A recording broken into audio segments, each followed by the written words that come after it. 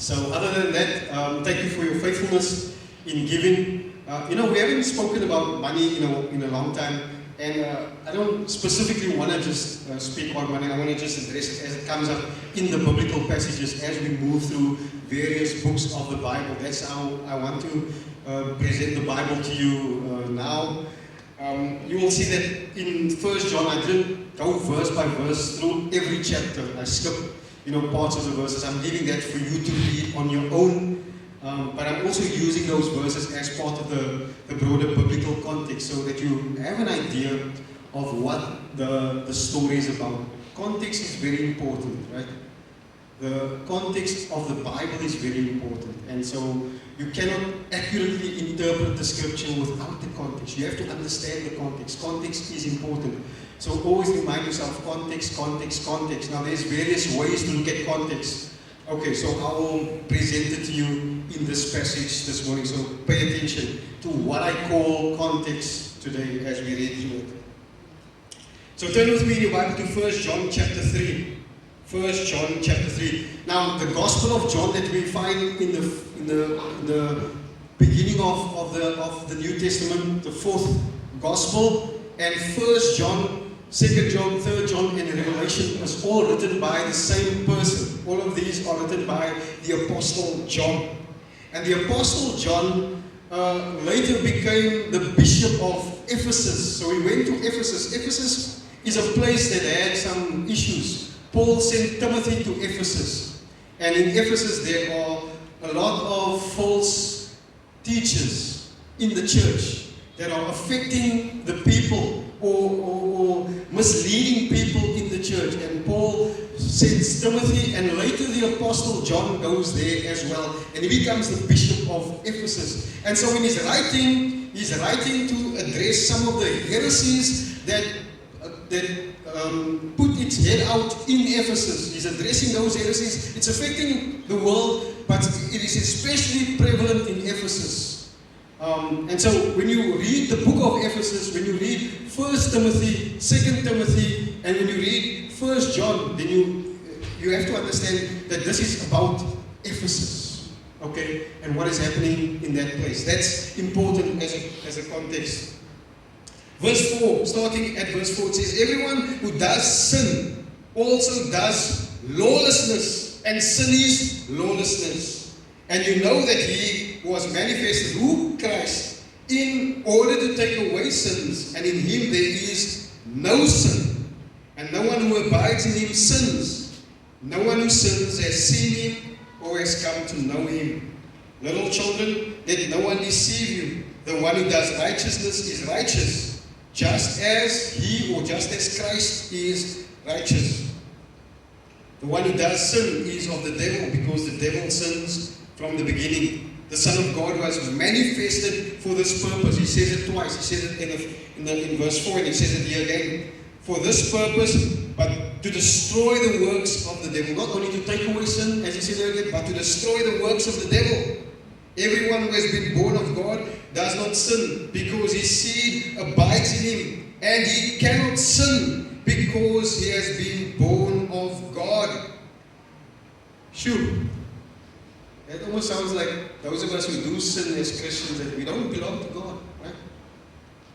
But John is trying to emphasize something here, that we cannot be practicing sin as Christians. We have to let go of that lifestyle. And if we do sin, we have to confess it. But we don't practice sin. We don't continue in sin. Okay. By this, the children of God and the children of the devil are manifested. Everyone who does not do righteousness is not of God, as well as the one who does not love his brother. For this is the message which we have heard from the beginning, that we should love one another. Not as Cain, who was of the evil one and slew his brother, he slew Abel, right in Genesis. And for what reason did he slay him? Because his deeds were evil and his brothers were righteous. Do not marvel, brothers, if the world hates you. Why will the world hate you? Because their deeds are evil and your deeds are righteous. That's what John is saying. That's why the world will hate you. They can't hate you because you are just as evil as them. There's something wrong there. then you're not a Christian if you are evil or if you do sin like the world does. We know that we have passed out of death into life because we love the brothers. The one who does not love abides in death. Everyone who hates his brother is a murderer, and you know that no murderer has eternal life abiding in him. By this we have known love, that he laid down his life for us. Jesus, right? And we ought to lay down our lives for the brothers. But whoever has the world's goods and sees his brother in need and closes his heart against him, how does the love of God abide in him? Little children, let us not love with word or with tongue, but in deed and truth.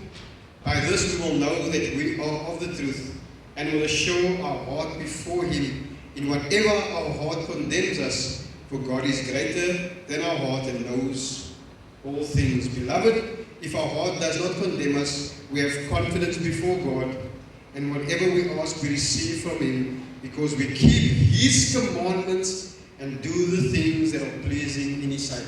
Now, last week's message was all about keeping his commandments, and this week, once again, John is emphasizing the importance of keeping God's commandments, which is important. So, I think the emphasis of this passage is that Christians do not continue in sins, because Jesus came to set us free from sins, and we now belong to God, and because we belong to God, we should love one another. Okay? But we do not continue in sin, because Jesus came to set us free from sin. And so the title of my message today is, we are Christian because we belong to Jesus. We are Christian because we belong to Jesus. We're not Christian because when somebody asks you what is your religious affiliation, you say I'm not Muslim, or I'm not atheist, or I'm not Buddhist, or I'm not agnostic. Agnostic meaning I don't believe that you can know anything about God, or I'm atheist, I don't believe there is a God. So if you say I'm not one of those, then that automatically means now you are Christian. That's not what makes you a Christian. Not according to what the Bible says here in John. And John is writing to these believers in Ephesus who think they are Christian, but they are doing things that John is saying, if this is the way you live your life, you cannot be a Christian. There's something wrong. Christian means follower of Christ. Follower of Christ. So First John was written so that we may be certain that we are Christian. He's writing so that we may be certain that we are Christian. But he says that if you want to be certain that you are Christian, there are some things that will prove to you that you are a Christian. There are things that will prove that you're a Christian. And so the cultural and the historical context of First John is important, right? Why did John write this message? I said to you earlier, this epistle, he writes this epistle to address this early belief of Gnosticism. Gnosticism is a philosophy of religion that arose at that time and is threatening the church. It's this belief that the spirit is good. You know, that something you can't see is good, and that matter, what you can see, or your body, the material world is evil. The spirit is good, the matter is evil, and to experience salvation you need to escape matter, or the influence of matter, or the impact, or the whatever of your physical body into the realm of the spirit. And so this was this idea that what you do with your body doesn't really matter, because your body is evil. So you can do with your body what you want. As long as your spirit is good, you are good to go. And John is saying, just like Paul also said, that you cannot, with your body, do things that are evil and expect that you are a Christian. And so, what is the way that you escape or experience this salvation from Gnosticism? The chief method, there are many ways they say, but the chief way is knowledge. The more knowledge you have, the better you are. So they say it doesn't matter what you do with your body, the more knowledge you have, the better you are. And James says that we should, that we as teachers, we should be careful not to want to be teachers, because the more we have received, the more will be required required of us. So the more knowledge you have about God, the more you need to live according to how God wants you to live, because God is going to hold you accountable. Might as well come to church and plug your ears and not listen to me. You know, you can put in your earphones and listen to music and just pretend like you are listening to me. Yeah, okay, pastor. Yeah, amen. But you listen to something else, right? You don't listen to me, because if you do, and if you hear the word of God and you reject the word of God by the way that you live your life, you're going to be held accountable. There will be no excuse for any of us. And so, knowledge or gnosis, this is what it is called in Greek. Gnosis is a special or secret knowledge about salvation. And that knowledge rejected that Christ came in human form, because if the body is evil, how can Christ have been a man? Because that means he's evil. So they rejected Christ came in human form. And John says that anybody who rejects that Christ came in human form is an antichrist. He is against Christ. He's not for Christ. And so this is why Gnosticism is having an impact on the church. They are rejecting that Christ came in human form. They say he came in spirit, and we're supposed to just live in spirit. And if we live in spirit, then we are fine. Doesn't matter what we do with our bodies. And John is saying this is wrong. This is the reason why it was written, to help Christians to be certain of what they believe and to follow Christ and to test that they to know, like, if they are truly Christian. Test if you are truly a Christian. And that is why John uses the words throughout this epistle, we know. How do we know? By doing this. We know by experiencing that. We know by believing this. We know, we know, we know. In fact, he writes in 1 John 5 verse 13, he says that those of you who believe that Jesus is the Son of God, he's writing that you may know for certain that you have eternal life. That you may know. That's the cultural and the historical context of 1 John. There's also a literary context of 1 John. That's the verses around the passage that I've just read. The verses before and the verses after. In 1 John chapter 3 from verse 1 it says, see how great a love the Father has given to us. This is the broader context. That we would be called children of God, and we are. He says it's because of God's love that we are called children of God. And we are children of God. Why? Because of God's love. For this reason the world does not know us, because it did not know Him. So we're not part of the world because we belong to God.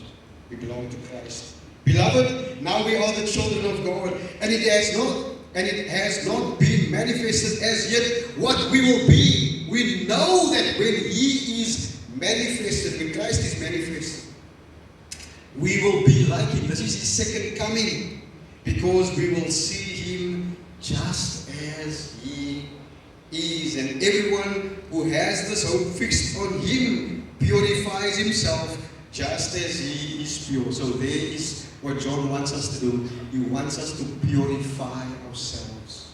He wants us to do some things. To be a Christian is not just a matter of having a label. It's about doing something.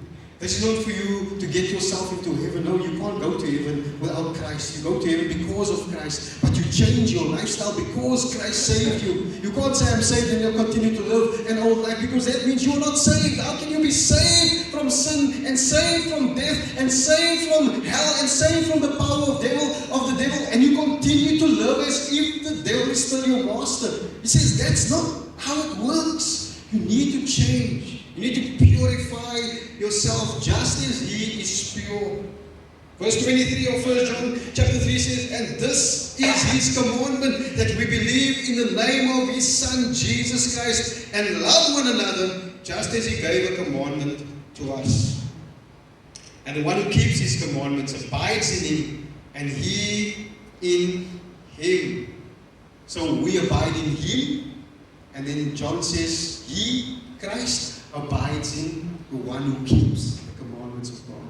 So when we keep the commandments of God, we can abide in Christ, and Christ abides in us. We know this that He abides in us by the Spirit whom He gave us. And so if you look at the context, then we can be certain, according to John, that we are Christian because Christ has taken away our sins, resulting that we may live and walk with Christ in this world. He's taken away our sins, and we can. And if you say you can't, then it means you need to put your trust in Christ for today. And then you do it again for tomorrow and the day after. Because in our own strength, we can never be a Christian. We can only be a Christian with the help of Christ. And so John wants us to know that we can be certain that we are Christian because we believe in Christ alone for our salvation and because we walk in His light and in His righteousness. That is how we can believe and be certain that we are Christians. So if you take notes, I've got 2 points. You can write it down. Point number 1, we belong to Jesus because Christ took away our sins. Amen? I mean, there's no other way that we can belong to Jesus if He does not take away our sins. And He can only take away our sins if we put our trust in Him. And we say, Lord, I surrender my life to You. Then He comes and He takes away our sins, and now we belong to Him. We belong to Jesus. If Christ did not take away our sins, we don't belong to Him. We belong to Jesus because He took away our sins. Because Christ took away our sins. 1 John 3 verse 4 says, everyone who does sin, that also does lawlessness, and sin is lawlessness. It's breaking God's law, right? And the one who does sin is of the devil. So you don't belong to Jesus if you continue in sin. You can continue in sin and say you are a Christian, but somewhere in your life you have to confess that sin and let it go and belong to Jesus. Otherwise, you are in danger of losing your salvation and you are going to go to hell, because the Bible says that those people who do sin, they belong to the devil, they don't belong to Jesus. Because the devil sins from the beginning. The Son of God was manifested for this purpose, to destroy the works of the devil. So whatever Satan has over you, Jesus died to destroy the power of Satan in your life. Colossians says He put Satan to public shame. He stripped him of all power. He stripped him of all power in public on the cross, and He defeated him, and we are free from sin. And so if you're an unbeliever, can I remind you, when you continue to practice sin, it is a clear sign. This is maybe not just for unbelievers, for believers as well. It is a clear sign that you belong to the devil, who himself is a sinner from the beginning of time, and Christ alone is able to take away your sins. He says, Satan was a sinner, and Christ was manifested to take away, to destroy the power of Satan.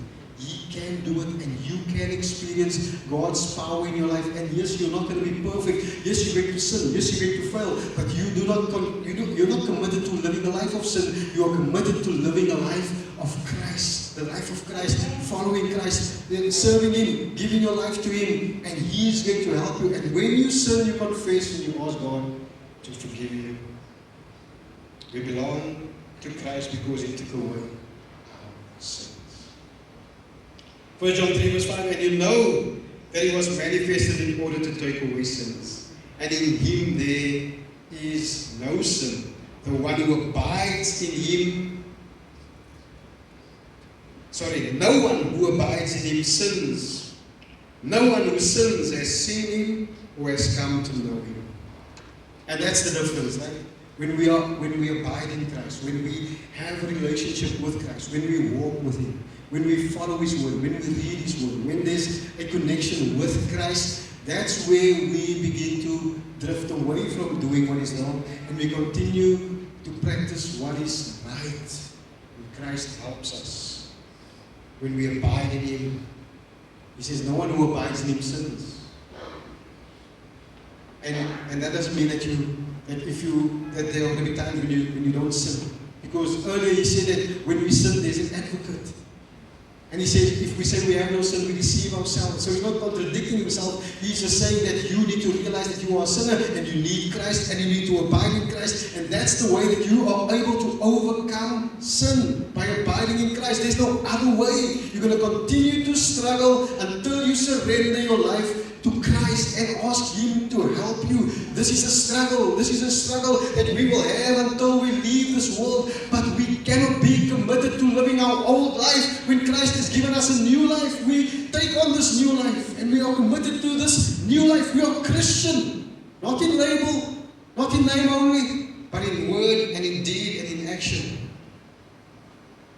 He says, little children, let no one deceive you. The one who does righteousness is righteous, just as He or Christ is righteous. Believers, can I remind you, Jesus Christ came in human form to take away our sins because He was the sinless Son of God. And we who abide in Him does not continue to sin because we have come to know Him. And that relationship helps us to overcome sin. And yes, there will be different things that we might need to overcome, but in that relationship, we are able to overcome. All of this connects to Christ. This is so important.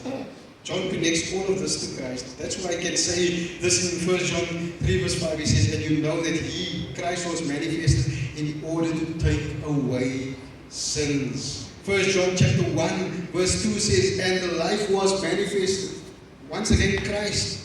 And we have seen and bear witness and proclaim to you the eternal life, which was with the Father and was manifested to us. So He was manifested. Why? To bring us eternal life. So that we don't die in our sins, but we live in eternity with Him. That's why He was manifested. Hebrews chapter 9 says, speaking of Christ being the final sacrifice and not this continual sacrifice that the Old Testament had experienced. He says, otherwise you have needed to suffer often since the foundation of the world. But now, once at the consummation of the ages, He has been manifested to put away sin by the sacrifice of Himself. When the time was right, the Bible says Christ came into the world. So, manifested, the consummation of the ages, He was manifested to put away sin by the sacrifice of Himself. And inasmuch as it was appointed for men to die once, and after this comes judgment, so Christ also, having been offered once to bear the sins of many, will appear a second time for salvation, without reference to sin, to those who eagerly await Him. So, yes, there's going to be a moment when He comes again and our salvation will be complete. Why? He paid for it once for all. Christ. We sang about it this morning, the cross. That we can come just as we are. Whatever it is, that God is the one that came into this world to save us from our sin. Isaiah 53 verse 11 reminds us, it says, as a result of the anguish of His soul, this suffering servant, he will see it and be satisfied by His knowledge, the righteous one.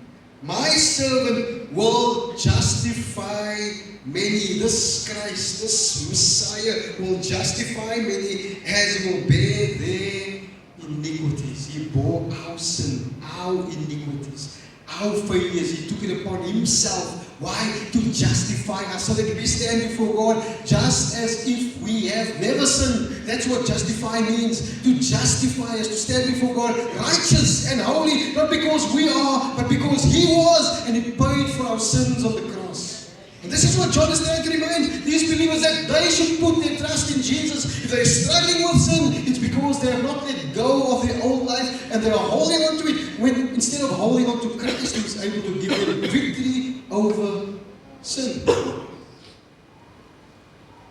Verse 12 says, therefore I will divide for Him a portion with the many, and He will divide the spoil with the strong, because He poured out His soul to death and was numbered with the transgressors.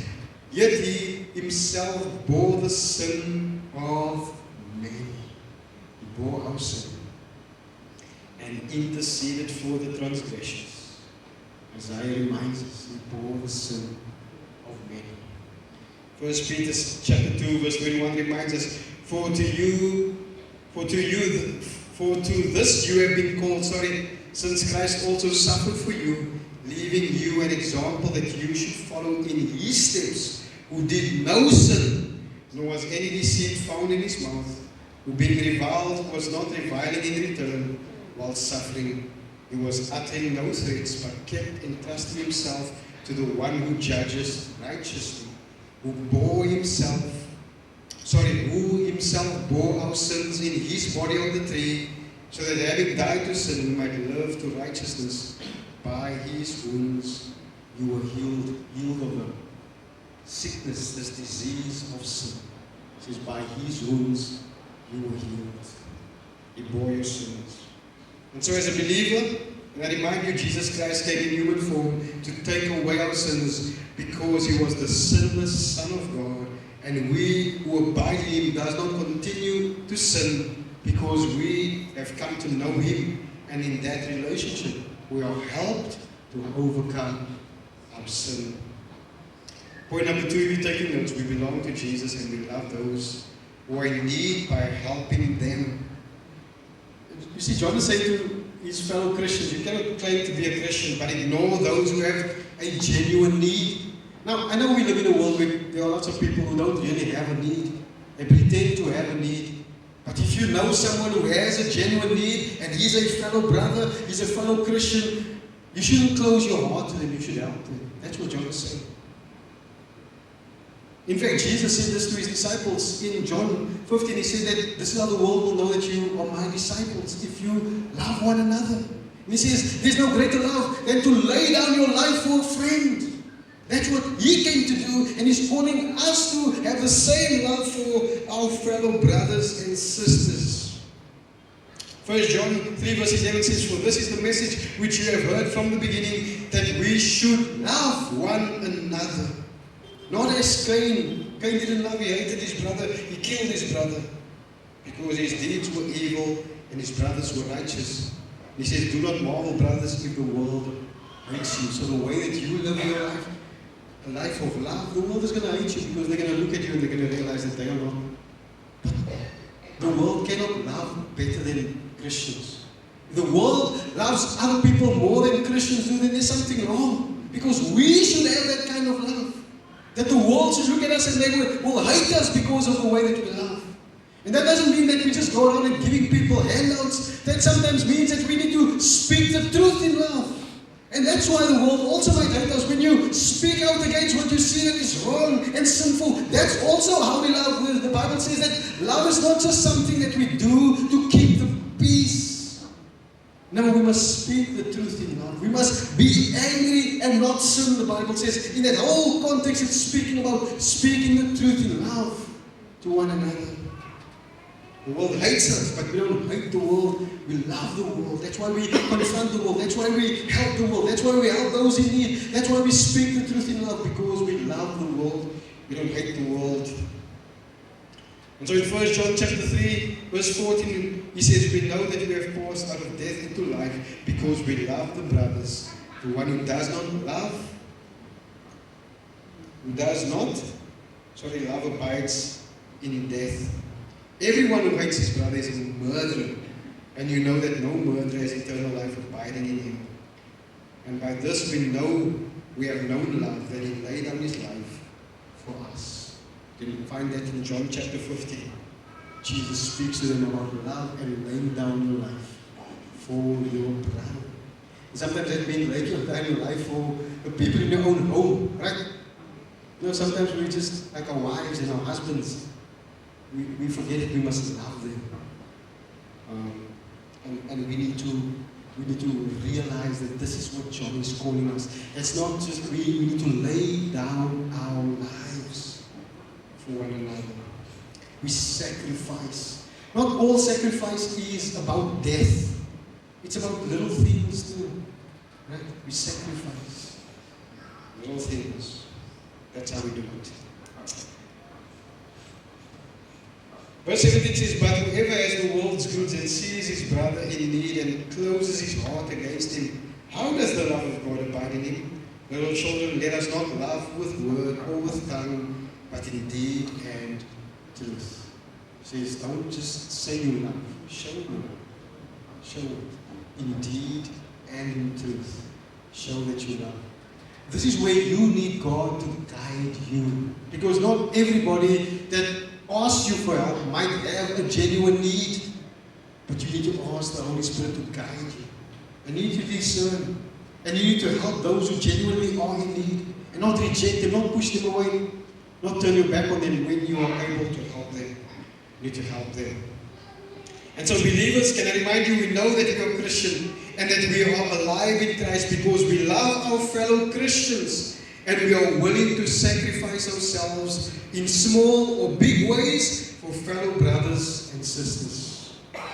We know that we are Christian and that we are alive in Christ because we love our fellow Christians and we are willing to sacrifice ourselves in small or big ways for our fellow brothers and sisters. So, 1 John concludes, or this passage that I read to you this morning concludes with these words.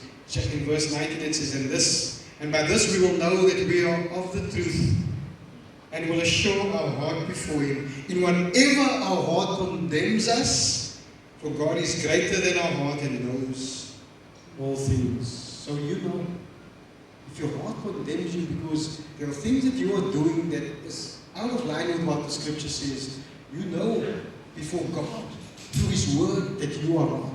And you need to repent of your sin. The Bible says, if you know that you have sinned, confess it, repent of it, and He is faithful and just to forgive you of your sin and to cleanse you of all unrighteousness. He says, beloved, if our heart does not condemn us, we have confidence before God. Why? Because our heart does not condemn us. And whatever we ask, we receive from Him because we keep His commandments and do the things that are pleasing in His sight. How do you please God? You keep His commandments. That's how you please Him. And what is His commandments? We find it in His Word. Jesus gave us the greatest commandment. He said, you must love the Lord your God with all your heart, with all your mind, with all your soul, and with all your strength, and you must love your neighbor as you love yourself. And so, in conclusion, can I say to you, we can be certain that we are Christian because we trust in Christ alone for our salvation. And we can be certain that we are Christian because we no longer abide in our sin or no longer continue to practice sin. And our lives have been transformed by Christ. And we can be certain that we are Christian because we walk in the light of God. So if any of those things are not true in your life, you have to examine yourself and ask yourself, am I really a Christian? Because my life should reflect that I am. Let's pray.